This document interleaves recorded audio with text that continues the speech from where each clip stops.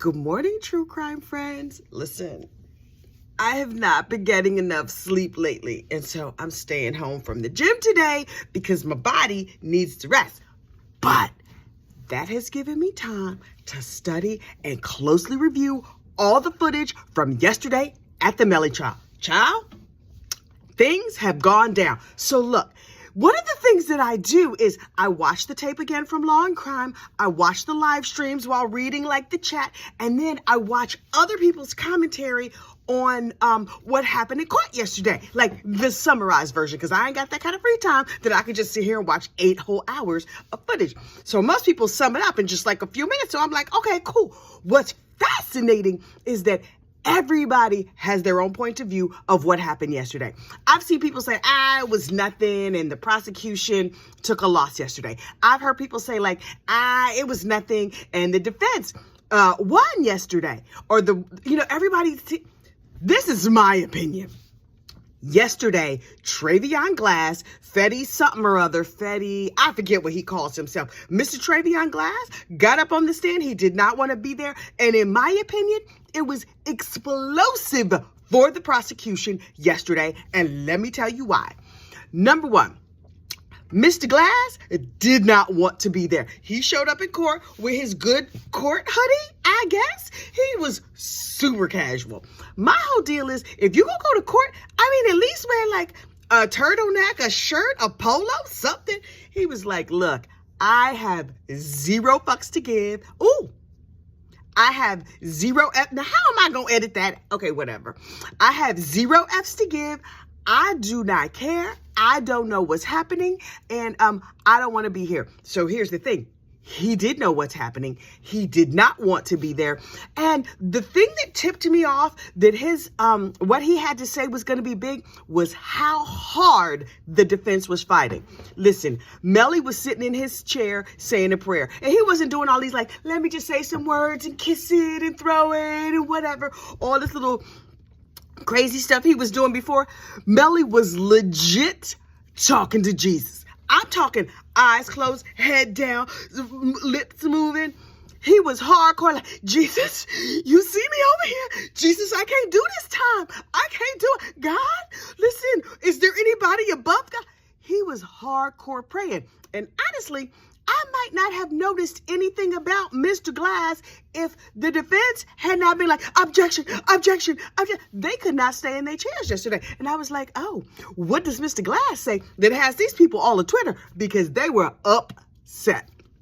So and Mr. Glass sat there with a computer monitor covering his whole face.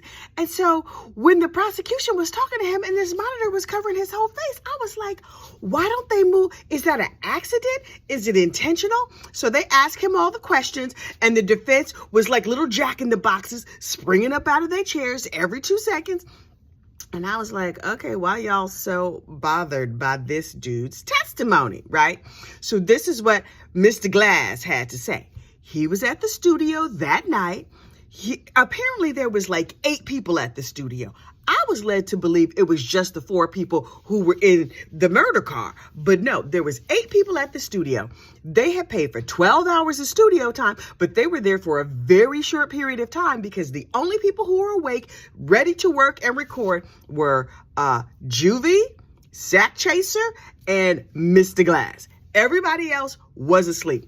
Ultimately, Sack got mad and was like waking people up like, listen, we wasting time. We're not going to do this. If y'all not going to be here, we're not going to do this. And to wake them up, he was throwing water on them. Okay, the defense had a full litter of kittens. Now, throwing water on somebody, especially these are your boys, these are your childhood friends, that's no big deal. Like, come on, wake up, dude, wake up, whatever. But the defense was like, but I object. I was like, oh, okay, well, that's probably something I need to pay attention to because y'all over there freaking out. Okay, good. So they all go get in the cars. Now, Melly's story is that he got in the red car and at some point he got out of the red car and got in the gray car or vice versa, whatever. He changed cars. But according to Mr. Glass, there were 4 adults in the red car and 4 adults in the gray car, and Melly got in the murder car. If nothing else, this witness puts Melly in the car where Melly swears he was not. Now, we have eyes. We saw the video of Melly getting in the car, but okay. And then Mr. Glass got in the car and promptly fell asleep and slept all the way to Melly's gate. Now, as far as Mr. Glass knew, everybody was going back to Melly's house. But what actually happened is they get up to the gate, the red car goes in through the gate and goes to Melly's house. The gray car where the incident happened went someplace else. And Mr. Glass is like, I don't know where it went. We were all supposed to go to Melly's house. I went to Melly's house and went in bed, got in Christopher's bed, and that would be Juvie's bed, and fell asleep. And he's sleeping nice and sound. What you want to bet he ain't put on pajamas? When my kids go to sleep, they don't put on pajamas. Oh, that mess gets on my nerves. But anyway, he goes to Chris's room and he falls asleep. And he wake up because his phone is blowing up. People are text. And several hours later, and he hears that, like, there's been a shooting. He goes to the hospital. He's at the hospital for a short period of time. He realizes that his friends are gone, and so he goes over to some other dude's house where they are grieving. In my mind, grieving means cussing and drinking liquor and crying. Okay, fine, but they're mad. They want to know what happened. Something tells me on the night of the incident, everybody had their suspicions. Mr. Glass also confirmed that over at this house, Freddie Wap's house, Fredo Bang's house, everybody goes to Fredo's house, and Melly's in an entirely different set of clothes. I had not realized that, but now Mr. Glass has just given us all of this information. So I was like, well, now, this is very interesting. Oh, then they get to his text messages. In his text messages, he's saying to Melly, with very, very colorful language that I will not use here because I can't be editing like that. I have trouble. So let me just break it down in regular, non-street language. What he was saying is, what happened? You got to tell me something because my boys are dead and everybody is saying you did it, and now it started to come back on me. So I'm going to need you to tell me something. So Melly responds like, you got to be kidding me. You think I would do that? Like, I love these boys more than their parents love these boys. How could you say I would do something like that? And so Mr. Glass is like, you hear what the police are saying. You hear what everybody's saying. He goes on to specifically say, you have not talked to these dudes' moms. Like, you haven't talked to their parents. You were there when this happened, but you're not even talking to their parents. Like, what is going on? In my opinion, clearly everybody, including Mr. Glass, were suspecting young Melly of doing this crime. Everybody was looking at Melly real hard. Immediately, everybody in that car, everybody involved in the situation was like, oh, Melly done killed them dudes? Oh, okay. It's like, when certain crimes happen, you're like, it's pretty clear who did it. Now, can the state prove it? Unclear. Like when OJ's wife died, I remember the next morning being like, ooh, OJ done killed that white girl. And then like all the case and whatever, and he didn't do time. But immediately I was like, oh, well, yeah, obviously. It seems to me that everybody involved with this was like, oh, well, Melly done killed his friends. Okay, fine. They must have had a fight about something, whatever. Fine. So look. Then the defense stands up. And the defense, in my opinion, did themselves zero favors, not one. First of all, Mr. Glass had the computer monitor covering his whole face so you couldn't see him on TV. So the lawyer gets up, Mr. Howard, and he was just like, can we move this monitor? Do you mind if we move this monitor? Asking the judge. The judge was like, okay, yeah. Mr. Glass was like, I mind. And I was thinking, why would he mind?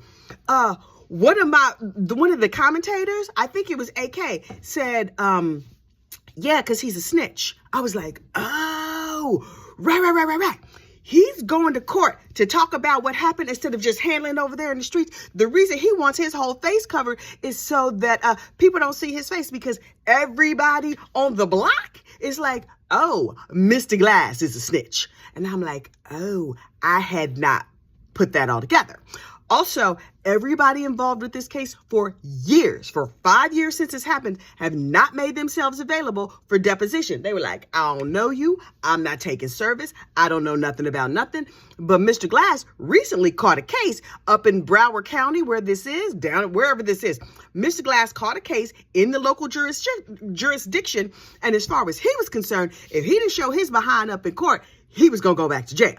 Now, if you hear these dudes talk, you would think jail is no big deal. You just go, you do your time, you do whatever. But what I'm coming to find out is that they feel about jail like I feel about jail. I don't want to go over there. I seen 60 days in, and that's just the local county jail.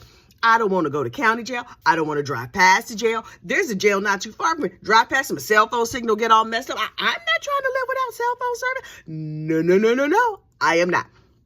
So I'm like, oh, everybody talks about like, did my little time, jail's no big deal. They don't want to go to jail. And Mr. Glass is counted among that number. He want to be out here free in these streets. And who can blame him?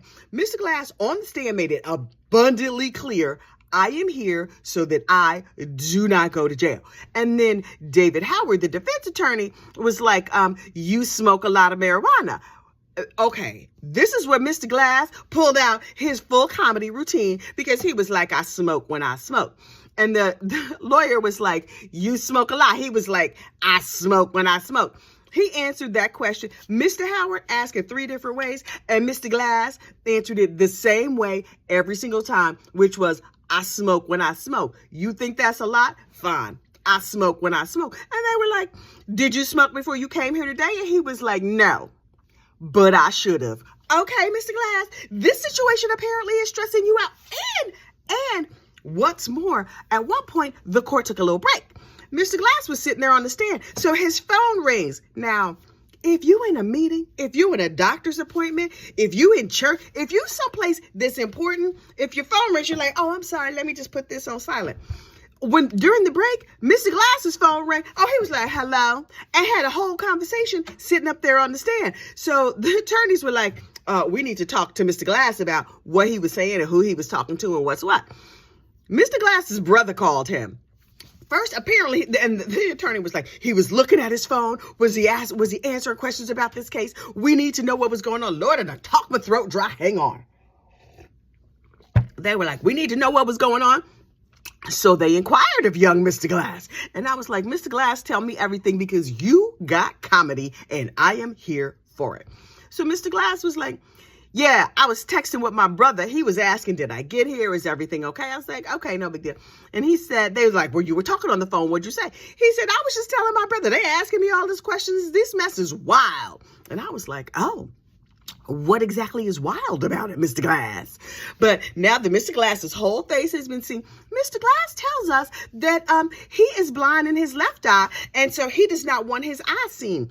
I suspect he don't want his whole face seen. I suspect he don't want his body to be at this trial. But because he's trying to enjoy his freedom and avoid jail time, well, here he is. And his face is up on the TV, on the YouTubes for God and all the world to see. And I was like, ooh, Mr. Glass, tell me everything. So everybody has their opinions about Mr. Glass. As far as I'm concerned, Mr. Glass's testimony, fire.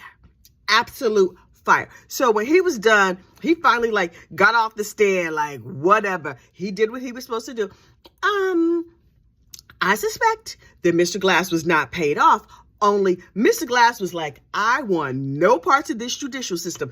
Unlike Miss Felicia Holmes, Melly's girlfriend's mom, she was like, I want no parts of this, mostly because Track paid me money. Here's another thing about Track, 100K Track, the manager, Melly's manager. So look, when they asked Mr. Glass, Treyvion, or Mr. Glass, however they called him, they said, have you ever seen Melly with a gun? He said no. And Melly and Juvie had these man purses when they left the studio. Those man purses were nowhere to be seen. And if you watch on the video, the man purses look a little heavy, like they might have been holding something. Now, I don't know what was in them. I do not have X-ray vision, and I am not clearly psychic. Well, I think of myself as being a teensy bit psychic, but not super, super psychic. So I don't know what was in them, but the man bags disappeared and they were never seen again. And they seem to be heavy. And so they asked Mr. Glass, have you ever seen Melly with a gun? He says, no. Have you ever seen Track with a gun? His response was, maybe. Oh, for real? Oh, tell us more about Mr. Track with the gun. And they said, I might have, maybe, yes. So what I'm understanding, what I'm gathering from this information is that Mr. Track had a gun. Now, it's Florida. Everybody carry, like Texas, you might have a gun in your bra, you might have a gun under your wig, you might have a gun in an ankle holster. Listen, all these folks who carry, open carry, pack and carry, it's a whole lot of different ways to say you carrying a gun.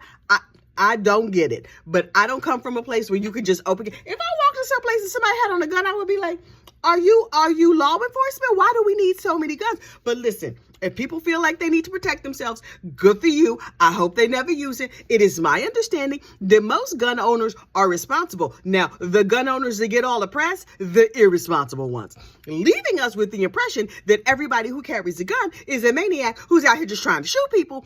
I think that's probably not true because there are a lot of guns in America. There are also a lot of shootings in America, but most of them are by irresponsible people and don't happen accidentally, or so I hope, because I don't know. I have not pulled statistics. Anyway, Mr. Track had a gun. Did 100K Track have a gun the night of this incident? Did he have some unclean guns with biological fluid on them? Or did he just have like one that he carried on his person for protection? Unclear. We do not know. One of the things that Track said in one of his interviews is, to me, Melly is not guilty. And I'm like, what does that mean? That qualifier, to me, tells a whole world of information. What I'm hearing him say is that, yeah, Melly shot those dudes, but he had a good reason. Now, was it a good reason under the law, like self-defense or like stand your ground? Something tells me no, especially considering that Sack Chaser was possibly asleep when he was shot. So Track saying, listen, Track, dude, stop talking. Stop. Are you watching this? Absolutely not. Absolutely not. But in case somebody clips this and it happens to run across your field of vision, bruh, stop. It's a reason they say don't say nothing while the trial is going on, because Miss Raven Liberty, who turns out is the lead attorney in this. I thought David Howard was the lead, but no, I read the legal papers, and Raven Liberty, the lady with the long hair who sits there coddling Melly and brushing his hand and making sure he's okay and kicking with him over at the table, she is the lead attorney. She has been on this case from the very beginning. There were some other attorneys on to start with, but now they're under federal indictment, so they had to excuse themselves from this trial. Now, the jury will not know that, but I know that, and now you know that, and I'm like, what kind of people is Melly surrounding himself with? Now, this defense team, they seem sharp, they seem on their game, but they are led by Raven Liberty. This is her case. They just came on to help. Okay, and I was sitting there like, Miss Liberty just seems to be the Melly whisperer. She just sits there playing mom and making sure he's okay. And I'm like, all right. But then yesterday she got up and made a call. Oh, she argued passionately. And I was like, well, come through, Miss Liberty. Now, your client is going to get convicted, but good for you for standing up and saying something in court. Additionally, on the topic of not talking when the case is still going on, Miss Liberty, shh, girl, I'm going to need you to be quiet. Now, I've been around lawyers for my entire professional career. I am surrounded by lawyers. I have many, many, many attorney friends, a whole lot. And professional friends, personal friends, so many lawyers in my life you can't even imagine. I personally am not a lawyer. I'm knowledgeable about what I'm knowledgeable about. Some of that is the law, but I know a lot of things about a lot of things. But this is what I know lawyers say to do and what generally they do personally. Don't talk about the case. Don't talk about the case. Don't talk about it to God. Don't talk about it to your mama. Don't whisper about it in a closet. Don't talk about the case. Say nothing about the case. So Miss Liberty had a little slip of the tongue that I don't think she realized was a slip of the tongue when she said it. So somebody outside the courtroom asked her, not a media person, said to her, ask her about the case or something like that. And she said she expected this case to go to the Supreme Court. It was a throwaway line. But what I heard in that, in my legal ears that did not go to law school, but I have done a lot of law students' homework. I'm just saying, I'm not naming no names, but I've done a lot of CLE and a lot of homework for a lot of young attorneys and law students. But when she says, we expect this to go to the Supreme Court, girl, that means you expect to lose, because if you win, there's no need to go to the Supreme Court.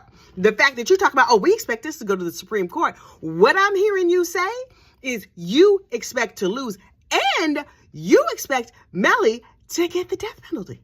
Because why else would you be taking yourself on up to the Supreme Court? So why would Miss Liberty take this case? Number one, it's a long case. Number two, you getting that bag, that big bag, the big bag of money. Listen, Miss Liberty, she putting a pool on the house. She may be upgrading her situation. She like, we moving into the luxury building with all the amenities. We about to make bank on this case. Win or lose, her check's still gonna clear. Unlike Alec Murdaugh, where them dudes put in a lot of hours and they didn't get publicly paid. I imagine in Murdaugh, allegedly and for entertainment purposes only, that they might have been illegitimately paid, but that's another story for another day. Miss Liberty and David Howard and the other lawyer, they want to win this case because they like to win. But win or lose, they getting paid. And they have their face on the nice TV for 3, 4, 65 weeks. So they win no matter what happens. Melly gonna lose. Melly's gonna lose badly, in my opinion, in that even if he wins this case in court, if he is allowed to walk free, which at this point I seriously doubt, but I do not know. If he walks free, the streets have seen this evidence as well. Now, they're definitely Melly supporters, but there's a whole bunch of people who love Chris and Juvie, and they're like, Chris and Sack, and they're like, the street's gonna take care of Melly. Whether he's in prison or whether he's at home, they gonna get at Melly. They gonna holler at him, and they gonna let him know. Might his rap career blow up? Yeah. Is 100K Track making money? Track putting an addition on the house as well. Everybody is making bank off the back of this young man. And one of his concerns was with his girlfriend and with other people, you just trying to use me like everybody else is trying to use me. Bruh, everybody has already used you. Now, your mama's sitting up here crying. Your family is crying. I understand that they are upset. But your brother, if his rap career goes anyplace, it'll be off the back of this situation with you. Everybody involved in this case, they gonna get their come up off this situation with you. You, my man, gonna do time. Well, you've already done 5 years. But even if you get out of this, how long you think he gonna last in these streets? A day? 2? He gonna need to move to LA, get witness protection, something like that. Child, it's not gonna go good. So look, I have other information to share about Rudy and his mom and them. I got some explosive information about him, but now I have gone off for way too long about young Mr. Melly, and I have not even gotten to the detective that took the stand yesterday. Now, as far as I'm concerned, the detective's testimony, he was like, yup, they said this, and then we found out that blah, blah, blah. Maybe I'll do a separate video recording on that, because child, with the length of this tape, the length of this recording, it's going to take 500 years for it to upload. So I need to commence to shutting the heck up. Child, I got a lot to say. I have a lot to say this morning. So stay tuned for my next video. I will have more information for you, but I'm going to have to refill my coffee because, child, done talk my throat dry. You have a great day, and I'm going to see you in a minute in that next video. Bye.